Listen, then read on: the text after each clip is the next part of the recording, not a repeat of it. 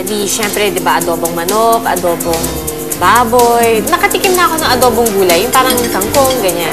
Eh, adobong crepe. At saka yung salad dressing na may adobo flavor, natikman mo na. Parang kakaiba yan? Meron bang ganon? Oo.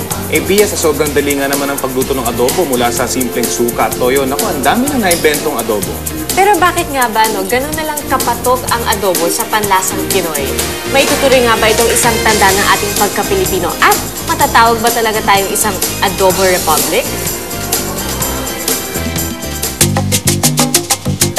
Bagamat Pinoy na Pinoy ang adobo, alam niyo bang hindi sa Pilipinas ito unang niluto? Ang salitang adobo nagsimula sa Pransya. Ang unang ibig sabihin nun ay bihisan ang isang tao sa kanyang kasuotang bakal bago pumasok sa gera. In other words, dress the night of the round table. Ang halimuyak ng sabaw ng adobo patuloy na naglakbay sa iba pang bansa. Nang makarating na sa Espanya, nagkaroon pa nga ito ng ibang kahulugan. Ginamit din siya para magkaroon ng isa pang definition na bihisan ang karne sa suka. Nang dinala ng mga Kastila sa Pilipinas ang adobo, ang sukang gawa sa ubas, napalitan ng sukang Pinoy na gawa sa nyog, nipa at tubo. I think ang adobo hindi siguro nagpalit, except ang basic adobo naman is really suka. Siguro nung unang panahon, talaga ang suka is galing sa coconut. Dahil sa Malay, yung from the south, paakyat sa atin, nagkaroon ng coconut milk. And then, nung dumating yung Chinese, nagkaroon ng toyo. So, nagkaroon ng adobo na kulay brown. Naging malayo man ang biyahe sa panlasa at sikmura ng Pinoy ang huling destinasyon ng adobo. Sa makabagong panahon, patuloy na nagbabago ang bihis ng adobo. Dito sa Catre Restaurant, paborito ng mga customer nila ang adobo flakes. Ito, it's a play of texture and flavor. Yung texture, makukuha mo sa crispness ng adobo. Trend daw sa pagkain ang paggamit ng iba't ibang uri ng flakes, kaya naman ang adobo, di na rin nagpahuli sa uso. Ito po ang adobo flakes ng Catre. Isa pa sa hit ngayon sa panlasang Pinoy ay mula naman sa French cuisine. Marami ang nagsulputang kainan na crepe ang specialty, kaya hindi na raw nakapagtatakang pinagsama ang usong pagkain na ito sa ating tradisyonal na adobo. Kapag adobo, kaya pa napili namin, it's like universal. Kilala na rin din, tatak Pinoy talaga. Nag-link naman siya kasi like na, adobo, parang bago to ah.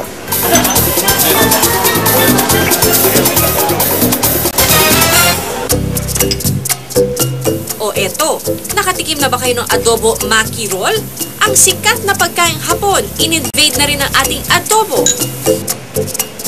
Noong una, hindi sila makapaniwala na pwede siyang gawing maki. Kasi ang maki is Japanese appetizer. Tapos, lalagyan mo siya ng adobo, which is parang ang nakakatawa man painggan, pero nasa lasa naman eh.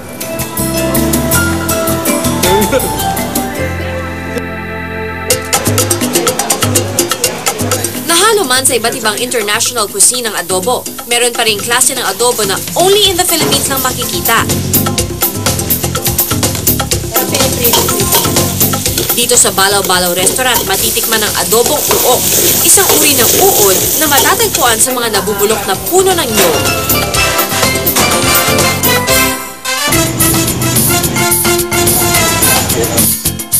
Sarap. Good.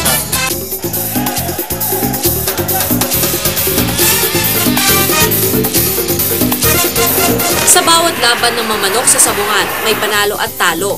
At para hindi naman masayang ang natalong tandang, nakasanayan na ng ilang sabungero na gawin itong talunang adobo. Pinaka masarap sa luto talagang talunan, adobo, tsaka nawawala yung lansa. Talunang adobo man ang pangalan, panalo naman sa linamnam. Ayon sa mga sabungero, mas malasa ang talunang manok dahil sa special diet nito. Yung nabibili sa palengke, hindi ganong kasi sarap ng talunan. Kasi ang mga talunan may mga vitamins. Kinakain niyan, puro masasarap. Tila lahat ng paraan o uri ng luto ng adobo na imbento na ng Pinoy. Kaya naman ang isang restaurant, kahit isang putahe lang, ang menu maraming laman. Isa sa paborito ng mga Filipino is adobo. Well, bakit hindi na lang, yun ang i-concentrate namin.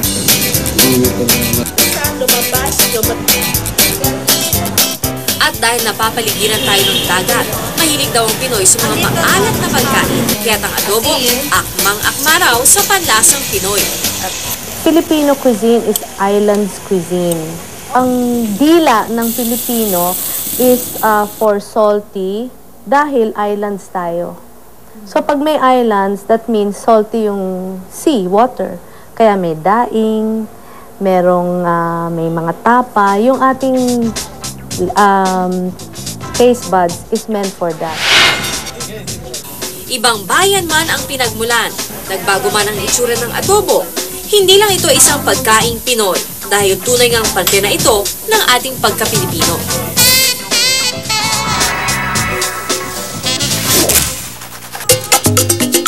Susunod, kilalanin ang mga taong hindi kontento kung walang adobo. Silang mga lokong-loko sa adobo. Ang dating all-around